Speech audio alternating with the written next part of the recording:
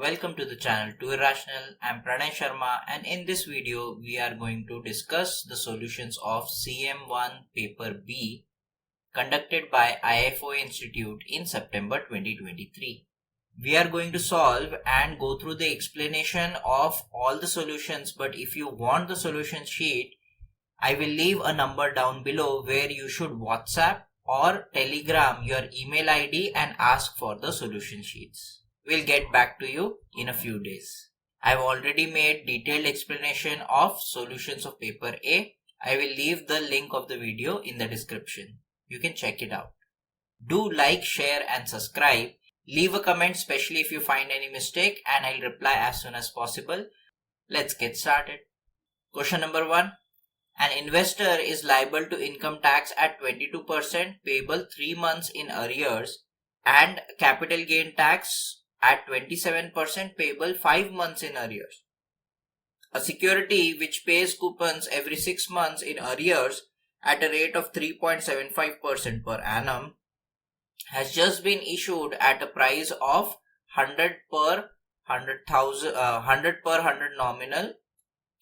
It is to be redeemed at 103.5 per 100 nominal on a coupon date between 15 to 20 years after the date of issue. The date of redemption is at the option of the borrower. Calculate the minimum net effective yield the investor would achieve if they purchased the security and held it until redemption. Now you can clearly see we have capital gain because the price was 100. Redemption is 103.5. Because we are going to take the worst case scenario, we are going to redeem it as late as possible. So for question 1, we just have a blank sheet. So first I will take I will assume it to be 5%, and later on I'll use goal seek to find the actual value. You can also write as there is capital gain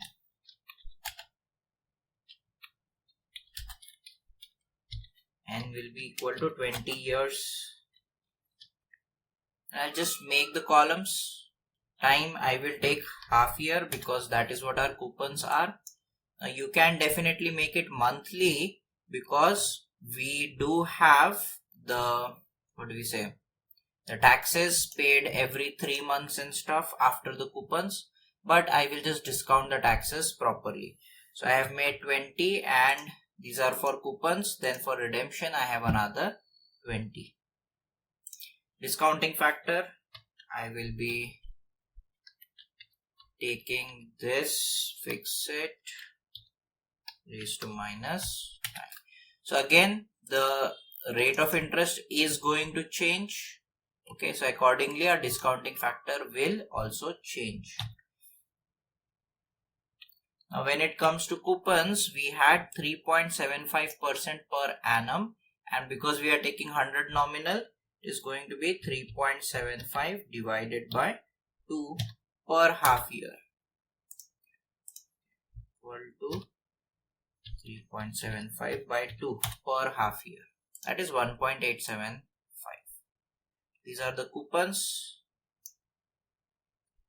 And redemption is going to be 103.5. Now we'll calculate the tax. So tax on this cash flow is going to be 22% on coupons and 27% on capital gain. But this 22% is payable 3 months in arrears. So I will discount for another 3 months so that it comes to the time of payment of coupons. So here I'll take equal to minus of the coupon into 22%, so 0.22, then into bracket 1 plus the rate of interest, fix that rate of interest, raised to minus 3 by 12 or minus 0.25. Okay, that becomes our taxes. For the last, I have tax. The capital gain tax is 27% and it is 5 months in arrears. That too, it is going to be given only on the capital gain. Because the price is 100, so I'll say capital gain would be 103 minus 100, that's our capital gain, into 0.27, 27%, and then into, I will have 1 plus the rate of interest, fix it, raised to minus 5 by 12, because again 5 months in arrears. So I'll have to discount for another 5 months. So I have not taken minus, I will take minus here, so that my tax is also negative. Net cash flow will just be, I'll add these two till the end. Present value will just be net cash flow into the discounting factor till the end, and I will add them up. Now I want this value to be 100 by changing the rate of interest. So I will use goal seek, data, what if analysis, goal seek, want to set this value to 100 by changing cell this. So it's almost 100, that is fine. We want to know up to more decimal points, I will, so 3.05% is our answer. So here in question 1 answer, minimum yield achieved is equal to, I'll go here and this is my answer. Let's go to question number 2. The annual effective forward rate applicable over the period of T to T plus R is defined as FT, R, where T and R are measured in years. A set of discrete time forward rates is given on the base question 2, a base worksheet. Derive the 1 year spot rates for the time period of 1 to 25.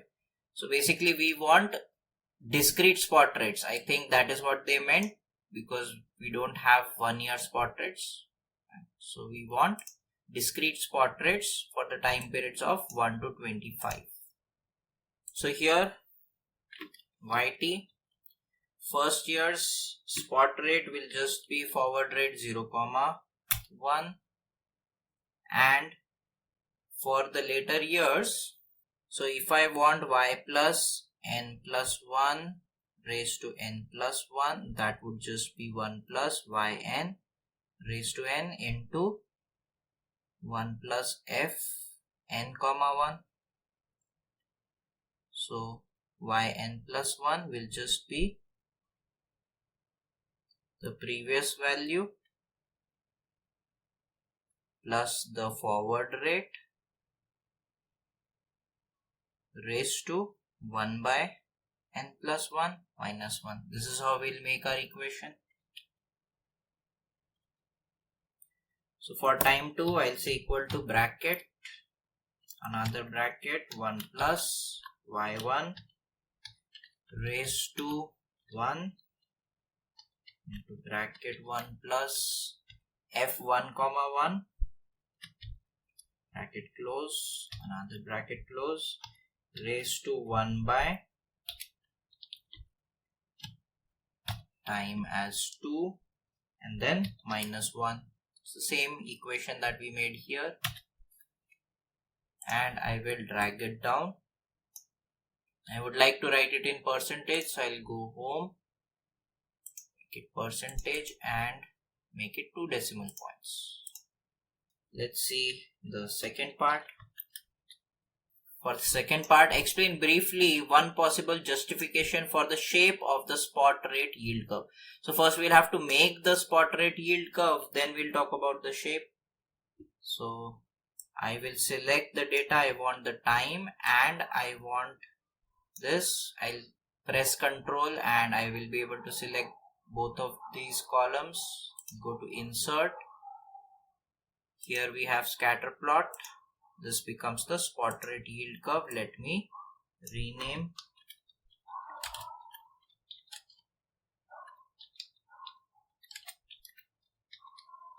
You can see that the curve is increasing. That means as the time is increasing, the yield is also increasing.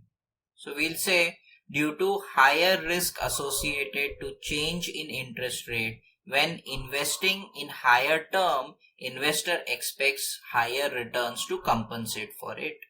Let's see the third part. They're saying calculate the 20-year par yield. So for par yield,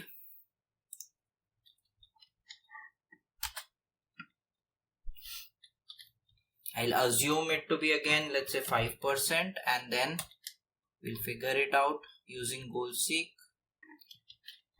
Then I'll take nominal as 100 just to solve this.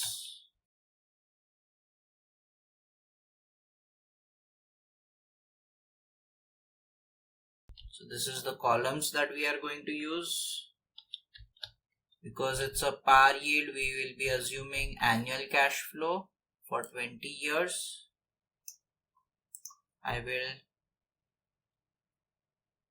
make another time 20 for redemption. So the discounting factor is going to come from the spot rates that we have here.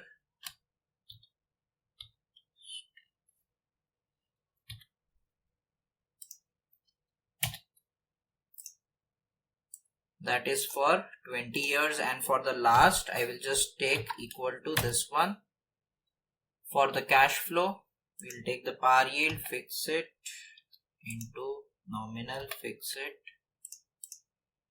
These will be the coupons, and last we'll just have redemption equal to nominal. Present value, discounting factor into the cash flow till the end, and we will add them up. So now I want this to be equal to 100 by changing the par yield. So I will use goal seek data, what if analysis goal seek. I want this to be 100 by changing cell. So I want more decimal points. So 3.70 is the par yield. Let's go to the fourth part. A 20-year bond redeemable at par is issued with coupons equal to the par yield calculated in part 3 at a price of 99 per 100 nominal. Calculate the yield to maturity. We don't know what yield we'll have, so we'll assume it to be 5% again. Just take these. Cash flows are exactly same as what we had here, so I'll just say equal to this. Time will also be same.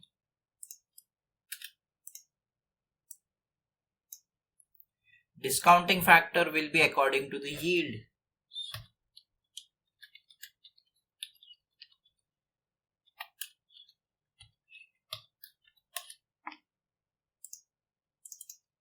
Then we'll take the present value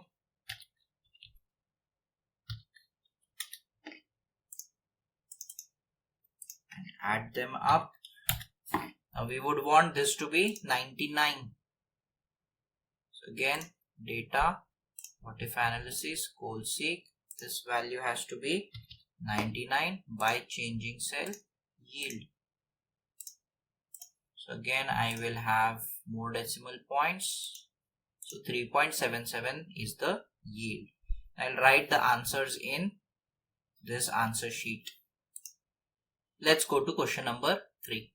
An insurance company offers a 25-year with profit endowment assurance. The death benefit is payable immediately on death. Premiums are payable annually in advance. The company offers 2 policy options. We have conventional with profit and unitized with profit.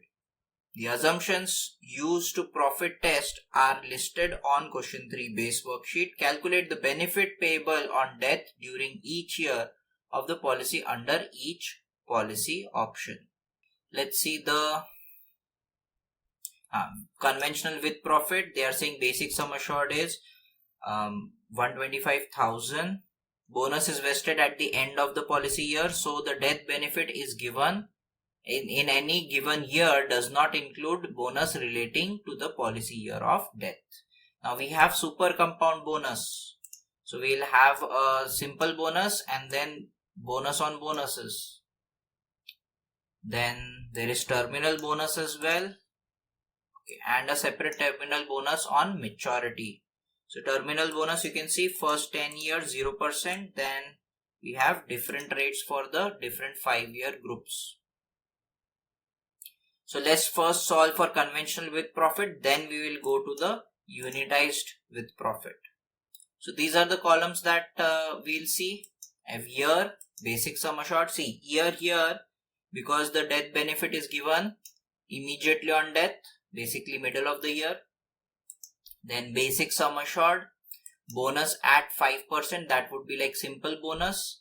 And then on all the bonuses that we have accumulated, we'll give 3% bonus.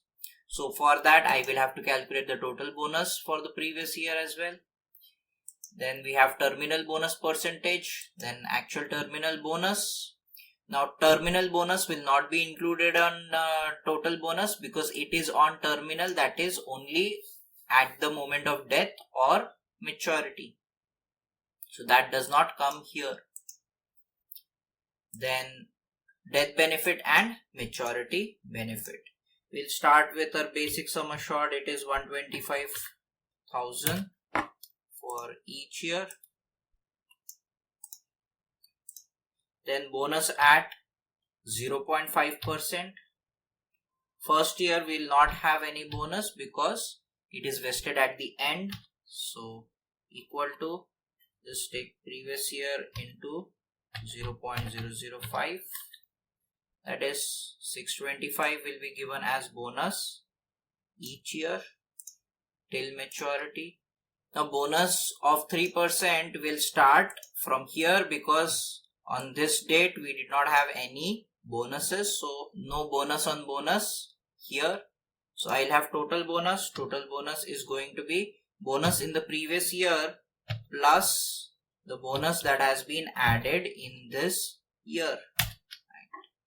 And so similarly for 3%, I will have total bonus at the end of the previous year into 3% on that.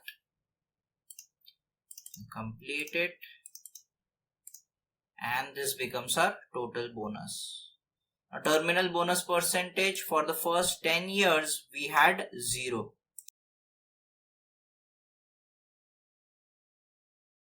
Then we had 5% for next 5 years. We had 10% for the next 5 years. And I think 20%. I'll check it, but I think it is 20%.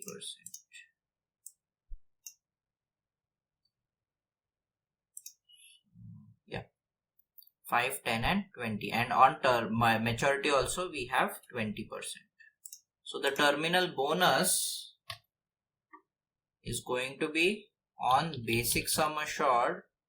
So bracket basic sum assured plus the total bonus of that particular year into the percentage. That becomes the terminal bonus. And start from first year as well. Death benefit is going to be equal to basic sum assured plus the total bonus plus terminal bonus. That becomes the death benefit, not for the last year. And maturity benefit only for the last year will be equal to the basic sum assured plus the total bonus plus the terminal bonus. For the second part, we had to calculate the maturity benefit. We have already calculated it here. Now next we have to go to the unitized with profits. Unitized with profit policy. So in question 3 base, they say unitized with profit.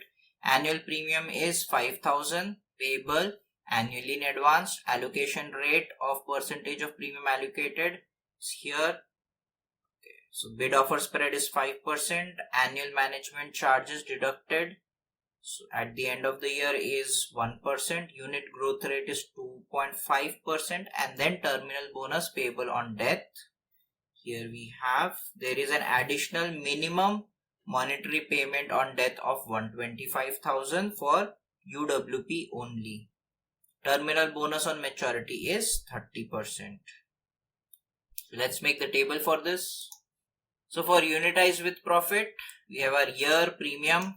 Then we will take the allocated value. We'll subtract the bid offer spread. We will take the interest.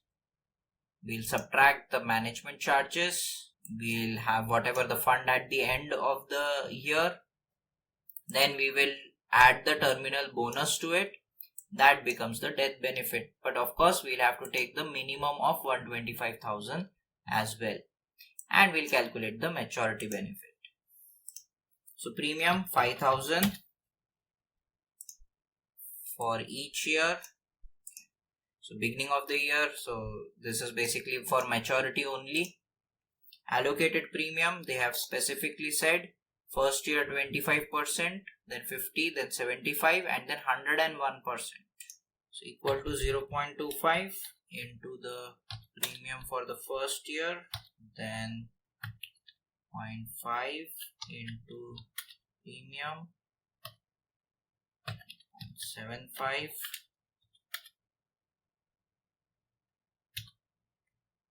1.01 into the premium. This is the allocated premium, out of which we are subtracting a bid offer spread of 5%.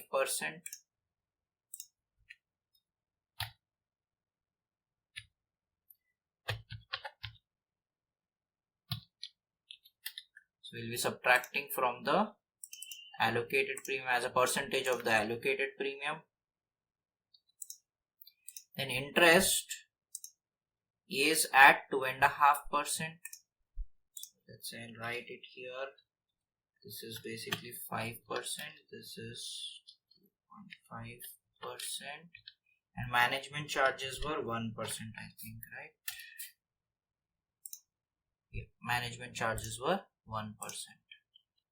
Then for interest of the first year, I will add these two into the rate of interest, fix it, management charges is going to be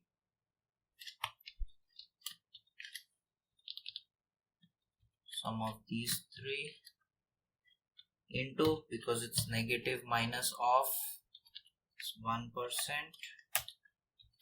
and then fund at the end,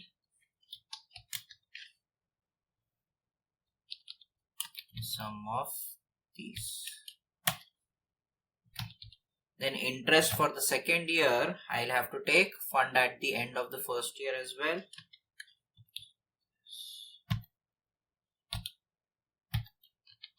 Fund at the end of the first year into the interest rate. Now I can drag it down. Management charges also I'll have to take that into account. This plus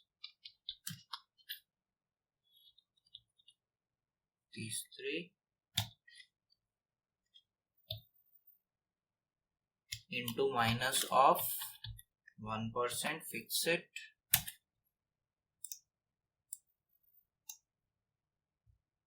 and then fund at the end equal to fund at the end of the first year plus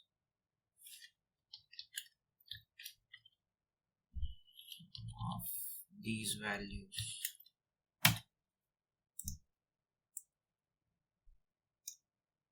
Next, terminal bonus percentages. We have 0%, 5%, 10, 20, 30 for every gap of 5 years.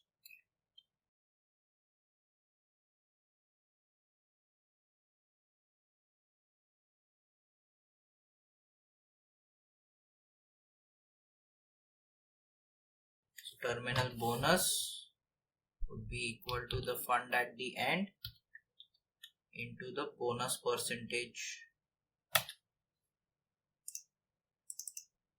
That's the terminal bonus. The terminal bonus for the last year will be equal to this value. Okay, so I can remove this. So death benefit is going to be maximum of 125,000 comma fund at the end plus terminal bonus. That becomes the death benefit that would be given. And maturity benefit is basically going to be equal to the same thing. I don't need to show this part. So this is our part 1 and part 2. I have to write that in the next sheet.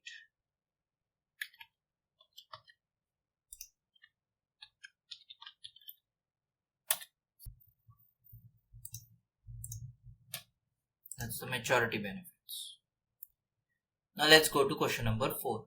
Question number 4.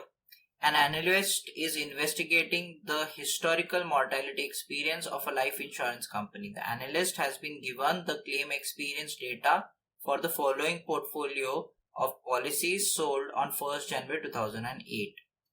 15 years term assurance policy with a total sum assured of 12.8 million. So see, total sum assured means they have given you sum assured into the number of people that were alive at the or that bought the policy, that is NA, number of people alive. Okay.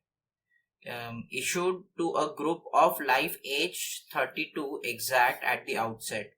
The death benefits were paid immediately on death. Premiums were paid annually in advance. Then we had temporary level annuity with a total annual annuity benefit of 640,000. Again, number of people who bought that policy into the annuity amount. Issued to a group of life age 67 exact at the outset of the term of 15 years. A single premium was paid at the outset and the annuity payments were made annually in arrears. The worksheet question 4 base sets out this claim data as well as the pricing and the reserving assumptions used by the company. Calculate for both policies types the total premium received in the first year of the policy. So here they have given you table A, table B, okay, mortality, pricing and reserve basis, term assurance, mortality is 100% of table A, interest rate is 5.78% per annum. Then mortality 100% for table B and interest rate is 4.25%, ignoring expenses. Then claim experience, this will be used later on. Let's find the premiums. So here first of all, rate of interest. We'll solve one by one. So first let's find for assurance, 5.75%, and I'll assume premium is going to be equal to 1000. I will use GoalSeek to find this premium. So QX age 32 from table A. That's our QX values. PX we know is going to be 1 minus QX. And I like to make TPX. TPX will be equal to, this is year 1 values are given here. So I want beginning of the year. So I will take T minus 1 PX. This is what I'll calculate. So first value will just be 1.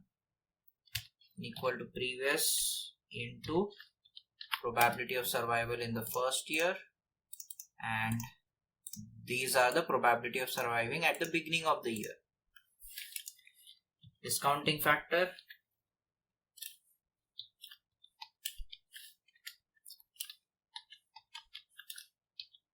we will take equal to 1 plus fix the rate of interest minus time. That's our discounting factor. And then we'll have expected present value of benefit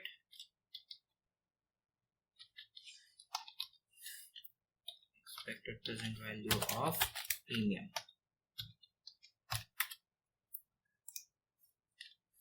So expected present value of benefit, first year, the death is immediate, the payment is immediately on death, and the sum assured is 128 million. Total sum assured I can write here, total S is, it was 12.8 million I think. Let me just, yeah, 12.8 million. So 5 zeros.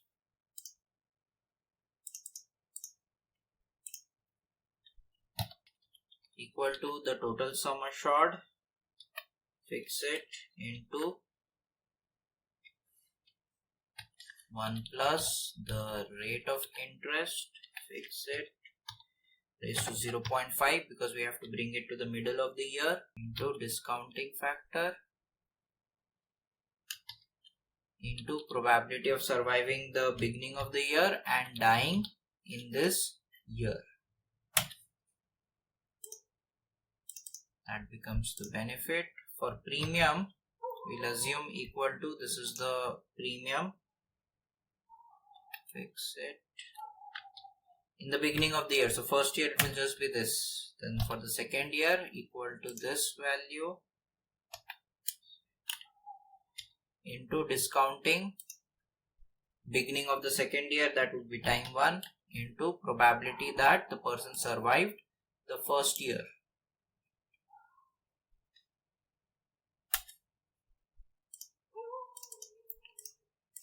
Add them up, and we would want these to be equal. So I will take EPV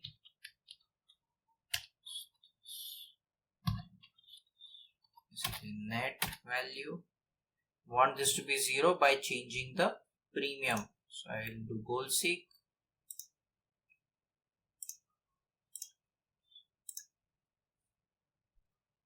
This value I want 0 by changing cell premium. So that's the premium, total premium. This is not even premium for one policy, this is total premium, because we don't know how many people bought this policy. The total premium in the first year. Now I have to find that for the temporary annuity. So first of all, rate of interest is 4.25%.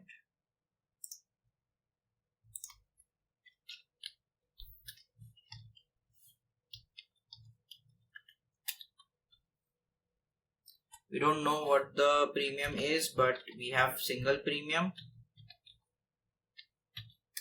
So here we'll get the answer. The first year's annuity, the total annuity,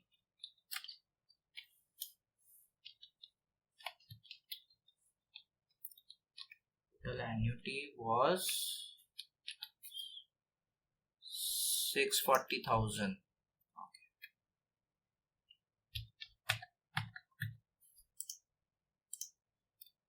QX 867, 67 from table B, and basically we'll need these three.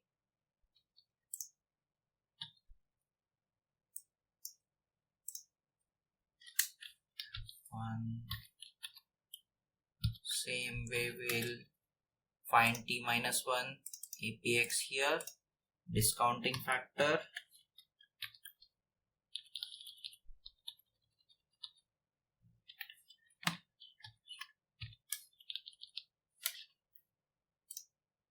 discount, and expected present value of benefit. So first years of benefit would be given to anybody that survives the first year. So actually I need survival to the end of the year. So I would need last year's survival as well. Okay, so benefit of this amount exit given at the end of the first year to anybody that survived the first year, that would be this much. Okay, and I'll do that for each year. This year 0. And total is this, that would be the premium, total premium. Let's go to the second part. Calculate using the actual mortality experience the reserve held at the end of each policy year for both policy types. So we want for actual, from actual, see, this is the claim paid, this is the actual experience in both of these. Okay, so this is the claim paid, that is basically the sum assured into number of people died. And this is reduction in annuity, that is because number of people died into the annuity amount, that becomes this. So basically number of people died is included in here. Now we have to use that to find reserves. That means we have to take reserves similar to what we do in zeroization. Okay, so we are going to use this claims, and if there is a negative cash flow at the end of the year, then we will take reserves. So in part 2, see, they have asked us to calculate remaining benefits for annuity or benefit or annuity if at the end of the year. So basically at the end of the year, how much benefit was left, that would be the remaining negative cash flow. And here annuity again, remaining negative cash flow. So first I'll calculate for temporary, assurance. So see, premium will be collected only for the people that survive that particular year, right? So at the beginning of the year. So we'll talk about that later. See, at the beginning of the first year, the total sum assured remaining is 128,000,000. This is the total sum assured remaining. That is basically the number of people alive at the beginning of the policy into the sum assured.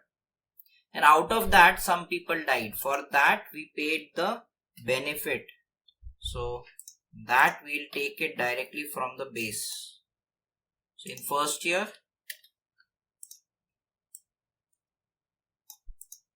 so this much is the total sum assured that we paid because of death. So this gives me ND. So first year, we know how much premium was collected.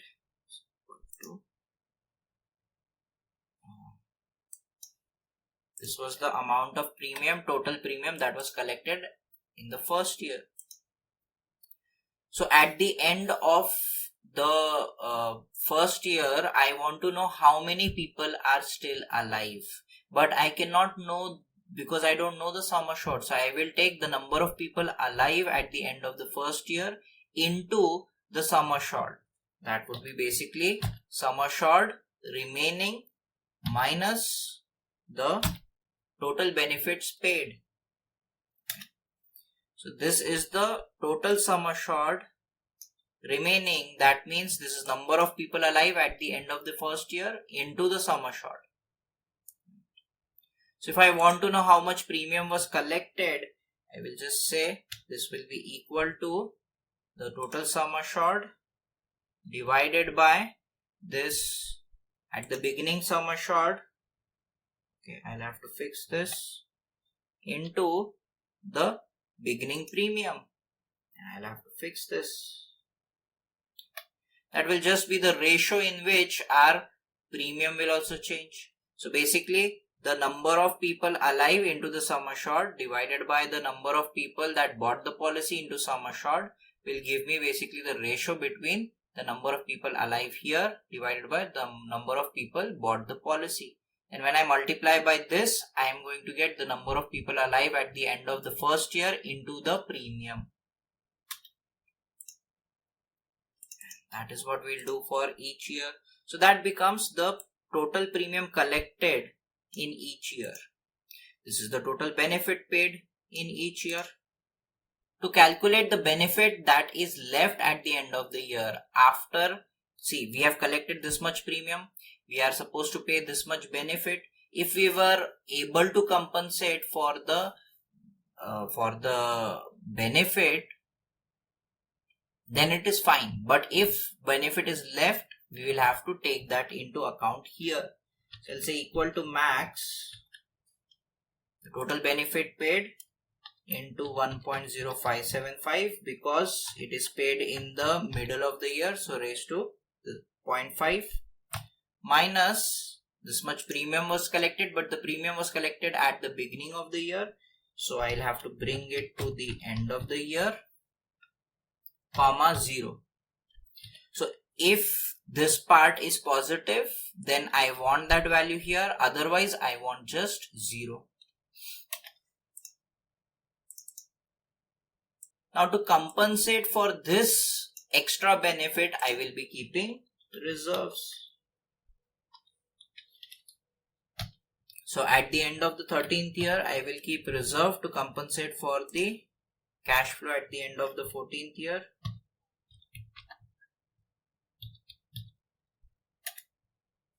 Now for reserve of the previous year, we'll have to take the non-unit cash flow, new non-unit cash flow. So we are using the formulas. Basically, we're taking non-unit cash flow at time t plus 1. If it is negative, I am taking positive of that upon 1 plus I. Instead of mod, I will take minus. And then non-unit cash flow at time t, new non-unit cash flow would just be non-unit, old non-unit cash flow time t minus the reserve into APX. We won't need the APX, we'll just take the actual reserve. This is the actual reserve that we will be keeping. So it already takes into account the number of people that are alive at that point.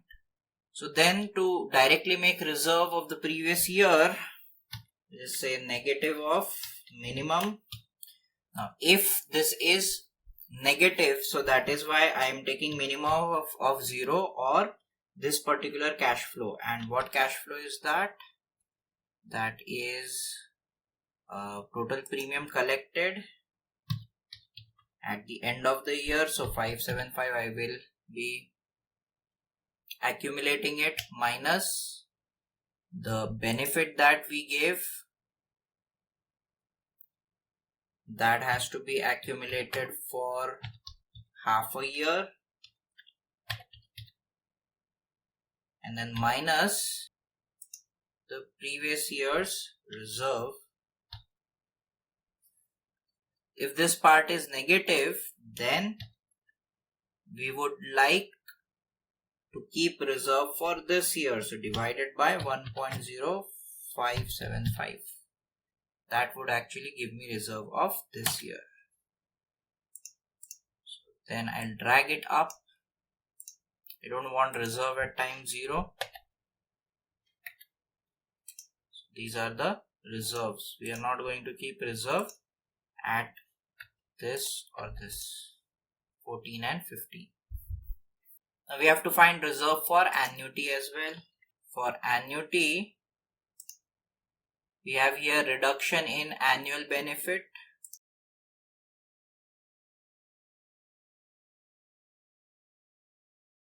Then we'll need the total benefit paid. So total benefit at the beginning was 640,000. Then we'll write down the reductions. Equal to base. These are the reductions in the benefit. That is basically the number of people died into the benefit, the annuity amount that we were supposed to give.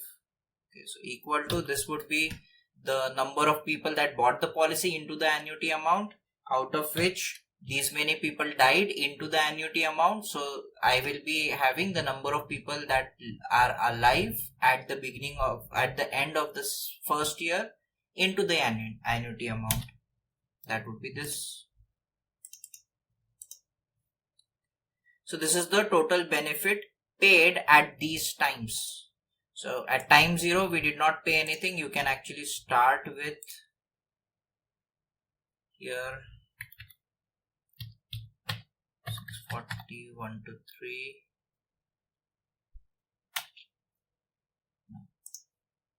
I put one more 0 than required and I can remove this. So basically first year I had 640,000 minus the benefit amount, and then I've used that previous year minus the benefit that was reduced.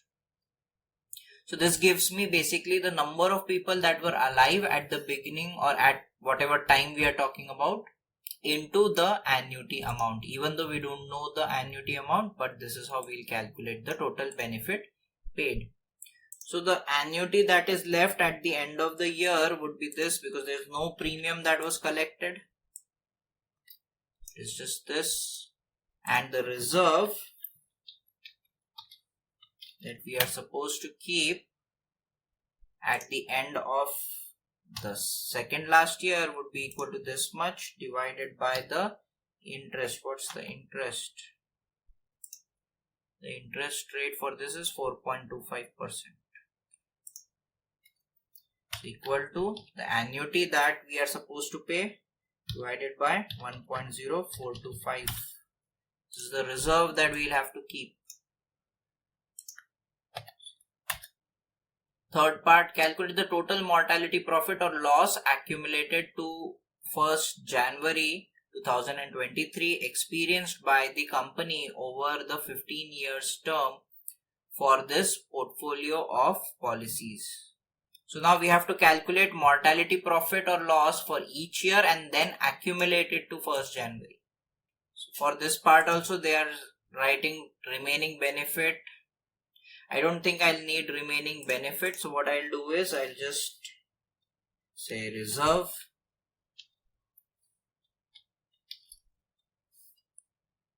total reserve.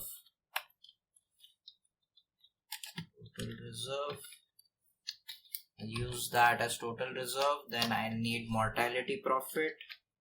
Okay, so mortality profit, accumulation factor, and total profit for each one of these. Okay, so I will do one by one. So first reserve equal to do for annuity as well.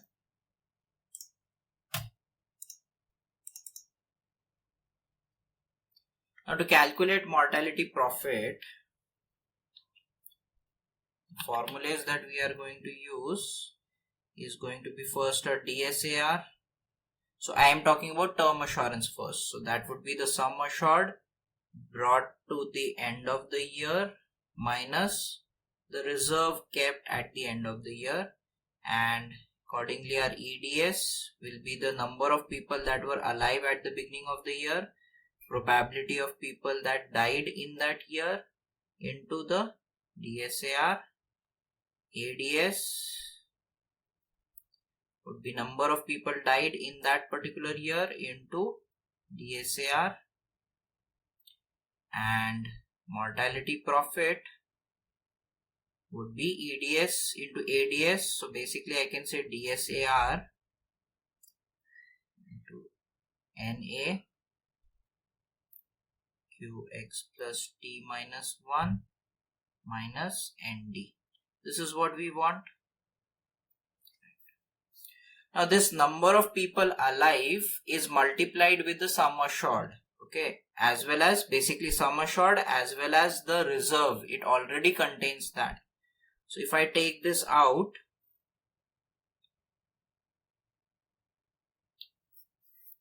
this part will be already inside this DSAR. So I'll have to divide by NA here. This probability of dying, we have that already. That's not a problem. Okay. But this part, number of people died. So again, they have given us,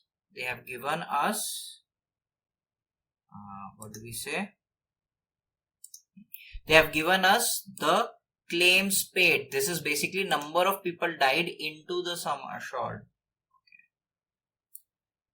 So if I just say the sum assured into the sum assured here, this number of people alive at the beginning of that particular year into sum assured is also known to us. This value is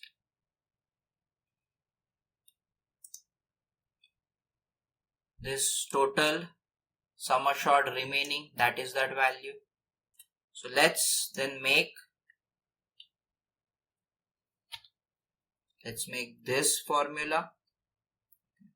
So DSAR is going to be NA into sum assured, that would be number of people alive at the beginning of the year into sum assured. We know that 1 plus I raised to 0.5 minus NA into reserve minus total reserve. This is the total sum assured at the beginning of the year minus total reserve kept. So mortality profit equal to bracket, take here total sum assured at the beginning of the first year into 1.0575 raised to 0.5, so that bring it to the end of the year, minus the reserve. I have the reserve here itself at the end of the first year, that would be this, bracket close. That becomes the DSAR part, into bracket open. We want probability of people dying, you can directly go to the base, or no, first part here we have QX, probability of people dying in the first year, minus, again go to the third part, and here, not third part actually, second part, here we will have the total benefit paid divided by the sum assured at the beginning of the year, that would be this, bracket close. That becomes the mortality profit.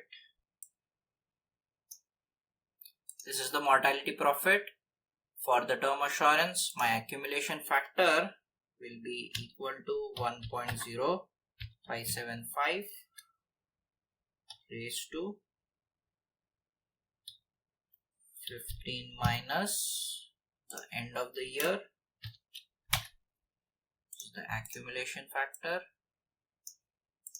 and the total profit would be equal to this into this, and I'll add them up. For annuity now, everything same for this formula, just the difference is that they will not have any death benefit. So for mortality profit we will have minus the reserve kept into probability of death minus the annuity reduction upon the annuity that was paid at the beginning of the year, minus the total reserve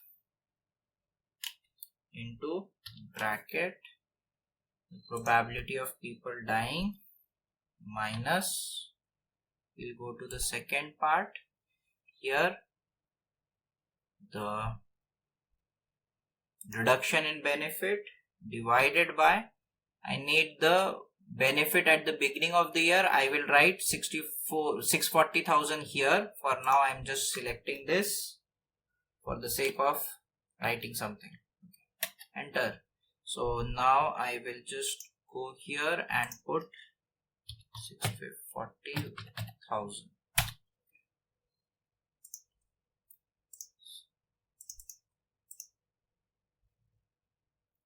That's the mortality profit. The annuity factor, the accumulation factor will be equal to 1.047425 raised to 15 minus the time,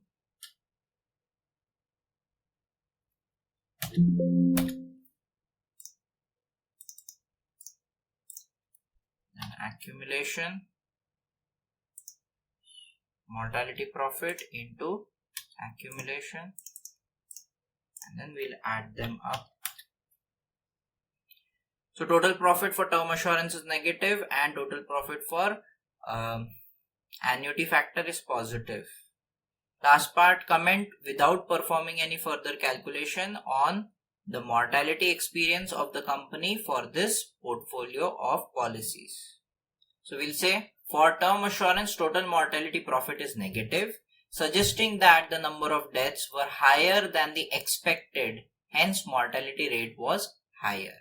For annuity, total mortality profit was positive, suggesting the number of deaths were higher than expected, hence the mortality rate was higher. So in both cases, we have observed that the mortality rate was higher than what we had expected. So that's the end of this paper. Now, overall, the paper was a little bit complicated than what we are used to. But I felt like question number 1, 2, 3 was comparatively much easier. The fourth question was definitely tough. But it was doable because we have similar questions in at least the part A, book questions.